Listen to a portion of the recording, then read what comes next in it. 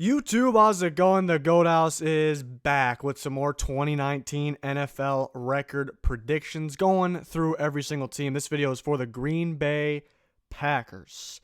And at this point of the video, I'd kind of break down my thoughts on the team. The Packers might be the trickiest team for me in the NFL. If you remember, if you followed us, through free agency, after free agency, I was really high on the Packers. I was really hyping them up. I love their pickups between their pass rushers. They get Amos, the safety, in there, and then they got Savage in the draft to pair with him, so they finally got a safety pair. But I'm kind of back and forth on this team. The whole thing in the locker room with Rodgers, I know McCarthy's out of there, but that kind of sticks with me, with LaFleur in there. I feel like LaFleur's, the young coach, is in there for Rodgers to pretty much control the team. We'll see how that works out. I like the young running backs they got. I like Dexter Williams. I think he can move his way up to the number 2 running back early in his career. And in terms of receivers, this is where it's confusing, really. I think, what the Packers fans think. I think all the Packers fans are pretty split on this. Davante Adams is great. I like Davante Adams, and I like their rotation receivers. To me, you need 2 number ones, and I think they need another number 1. But when I said the fans were kind of split, I think it's on this. I think that, during the year, most of the fans are like, Rodgers doesn't have enough weapons. He needs more weapons, talking about receivers. And then the draft comes along, and then all of a sudden they don't need any receivers anymore. So I'm kind of back and forth on that. I think the fans are split on that, but I think they need another number 1 receiver. I do like their unit, though. Some guys can step up. I think Jimmy Graham steps up this year. I like the Jay Sternberger pickup. Maybe he's more of another receiver, a slot guy that can also play tight end. So I do like that. Offensive line, maybe not the same as what it once was, but it's still pretty solid. Defense, again, I like the pickups there defensively, so they should be better on defense, but there's a lot of new faces. Hard to turn that around right away. Right before we get started with the game-by-game predictions, 20K is our subscriber goal. We're almost there. We passed 18K. Support's been awesome. Really appreciate you guys. We're also going to be live tomorrow night during the NBA lottery. We will cover the NBA draft. So we're going to be live during the lottery.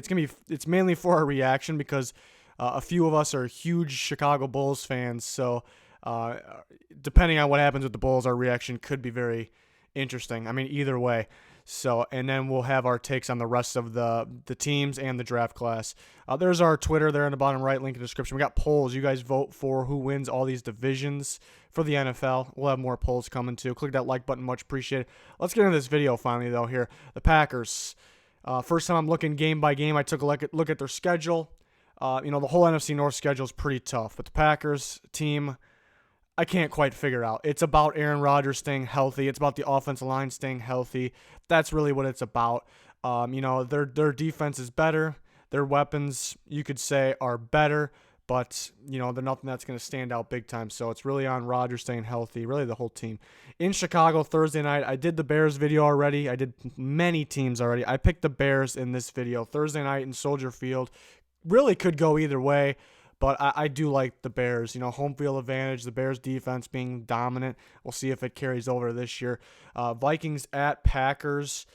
This game was a tie last year. Very interesting. But this time around, I think both teams are better this year. I think both the Vikings and Packers are better. But you expect the Packers to get this done at home in Lambeau. The Broncos at the Packers. This could be a good game too. I think the Broncos are much better this year. They do have a rough schedule, and they're much better this year. It's really on Flacco, though. But I think their defense really steps up. So could give the Packers some problems, but in Lambeau, I don't think enough problems, really. I think the Packers won that one. Eagles at Lambeau here. This is a tough one. I did the Eagles video, and I picked the Eagles. I do have some changes as this goes on, throughout the days here of doing these, but I'm kind of back and forth on this one. Thursday night, the primetime games in Lambeau. I just don't like the matchup for the Packers. I think the Eagles I'm predicting them kind of a gut feeling. I think they're going to be really good early in the year because, that's when they're healthy. And they're a contending team. Same with the Packers. They're both contenders if they're healthy. I think the Eagles put up a lot of points in this game. It's just a gut feeling. But that one really could go either way. And then Packers at Cowboys. I do like the Cowboys at home. I think the Cowboys are a more complete team, and that could be a problem for the Packers there because they can score on them. They're not going to score a whole bunch of points, but the defense, I think, will be pretty solid too. Lions at Packers. The Lions gave the Packers some big-time problems last year, so this is one to watch out for. But in Green Bay, Monday Night Football, I'm taking the Packers. Then we got the Raiders at the Packers. I keep mentioning other videos. The Raiders could be a sneaky team. But every time I say that, I still pick the other teams. It feels like I don't know if the Raiders are quite ready. We can't wait till I get to that video. But I like the Packers in that one. Packers, Chiefs. Yeah, I definitely like the Chiefs in this one. The Packers defense obviously a little better than the Chiefs. Chiefs losing pass rush, but I think their defense it looks a little more complete, actually. I think they'll be able to cover a little better, but it's just about who's going to score more points, obviously. It sounds ridiculous, but it's going to be a shootout, and it's just going to be the better offense wins in this one to me. And at any given time, I think either offense could be better, but in Kansas City, not just because it's in Kansas City, I'm just putting my money on Mahomes here. Packers at Chargers. Chargers are another one of those complete teams that really could give the Packers problems. I think they can score on them, and I think they can slow them down on defense. This is a tough schedule because I do like the Packers as a team that can win games in the playoffs. Home against the Panthers, I definitely like the Packers on that one. In San Francisco, I like the Packers getting away one there. The Niners could be good if healthy, but at this point, Week 12, I'm kind of just leaning towards the Packers. That one can go either way, though. I do like them getting back-to-back away games here. I like them beating the Giants. They get streaking a little bit here. I like them over the Redskins. Redskins also can be a sneaky team. I think a pretty complete team. It's just about quarterback play. And no matter what quarterback it is, Keenum or Haskins, I don't think they'll turn the ball over and cost the game. This could be a shootout, and I take the Packers in the shootout here in Lambeau, no doubt. And I think they get the Bears this one in Week 15. The home field advantage down in Week 15 is big time. The Vikings are home on Monday night. I have them splitting. I don't see a 2-0 coming in that series at all. And then the Packers at the Lions. Tough. Like I said, the Lions were a mismatch problem last year, but it is a new year, and the Packers are better, but I also think the Lions are better. So I'm going to take the Lions, because what they did to them last year, and they got better. I don't see a 2-0 happening there either. So I do have 9 wins, and I was really hyping up the Packers before, and I still think it's possible they can do better.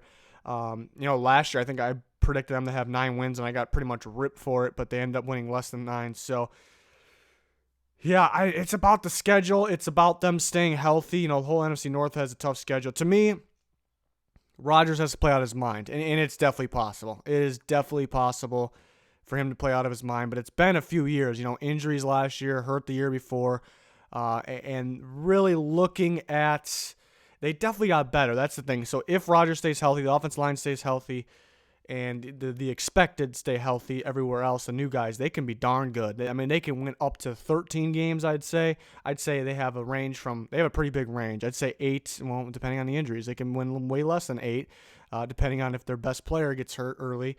I don't think he will. And then how will the locker room stay together? But looking at the other teams of the NFC North, not saying they will not be better than them, but you look at the Bears, they have just standout guys on defense. You look at the Vikings, same thing. They got standout guys on defense and receiver position. And then, the Packers, there's really nothing that jumps out at me except for Aaron Rodgers if he's healthy, if he's on his game, which it's been a couple years, but he's easily the best quarterback in the division. No doubt about that, even if he's hurt. So, kind of like last year. So, it's just about staying healthy, and even though they got better, nothing stands out big time. So they're going to have to rack up the points. Something I forgot to mention, actually, which I'm mad at myself for when I'm breaking down the team. I love their cornerback duo of the future, Jair Alexander and Josh Jackson. I love that. Maybe they'll struggle here and there because they're young, but they're going to be good, obviously. But for the future, that might be the cornerback duo of the future, like the best duo. So I really like that corner group. So maybe if they finally got the group of guys, they finally got safety. So if those guys can step up right away, it's going to be big time. But we're looking at the corners are second-year guys, and Amos is coming from a new team. He struggled a little bit last year. And then Savage is, younger. I was kind of, with the Packers, I was kind of hyping them up too because I expected them to get instant impact players in the draft. And they had a good draft. I don't know if they really did that. Rashawn Gary, to me, is a little bit of a project at outside linebacker. It's a transition, so I don't know if he makes a big impact right away. So they got a lot of good players, though. It's just about them stepping up. So we'll see if it happens. You know, like I said, it's the hardest team to predict. They can win 8 games. They can win 13, 14 games, really, if Rodgers is on his game, which it wouldn't surprise me if he was. So, yeah, we're going through every single team.